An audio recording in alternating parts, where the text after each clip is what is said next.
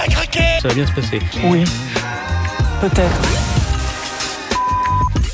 Mardi 28 novembre, Emmanuel Macron était à Nantes pour baratiner pendant plus d'une heure les représentants du secteur maritime français. À la fin d'une longue interview, sans questions dérangeantes, notre cher président n'a pas pu s'empêcher de se lancer dans une métaphore maritime pour vanter son action à la tête de la France. Et vous allez voir que ce n'est ni la démagogie ni le mensonge qui l'étouffe. Parfois, quand on écoute l'actualité, on devrait se demander s'il faut désespérer. Moi, je vous le dis. Puis parfois, quand j'écoute l'actualité, les gens ils se demandent tous les matins, est-ce qu'il a un cap? Est-ce qu'il y a un... Je vais vous le dire. Il se trouve que je suis là où je suis, à la barre, depuis un peu plus de 6 ans et demi. Le cap a toujours été le même. C'est une blague? Parce que tous les combats qui sont les vôtres, ce sont les combats de la France. Et quand j'entends chaque jour le défaitisme, ou les gens qui m'expliqueraient qu'il faudrait être du côté de la terre, ou les uns du côté de la mer... Non. On vient des fleuves, on va à la mer et on va au grand large. C'est ça l'histoire de la France. C'est ça le combat que nous menons. C'est ça le cap que nous tenons depuis un peu plus de 6 ans. Et que jusqu'au dernier centimètre, je continuerai de tenir.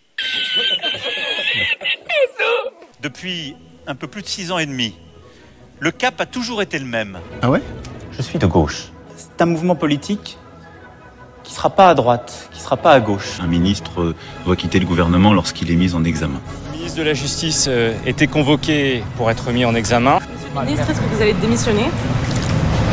Ça n'est pas à l'ordre du jour. Le cap a toujours été le même. Quand je dis passe sanitaire, c'est que ça ne peut pas être soumis au vaccin.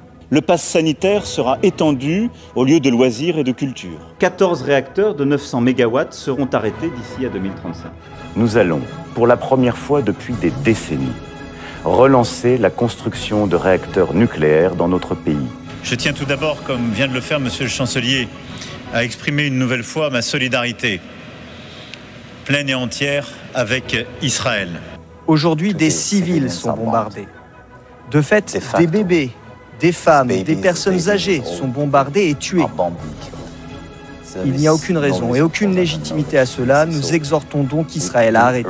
Le cap a toujours été le même. C'est de la poudre de perlimpinpin.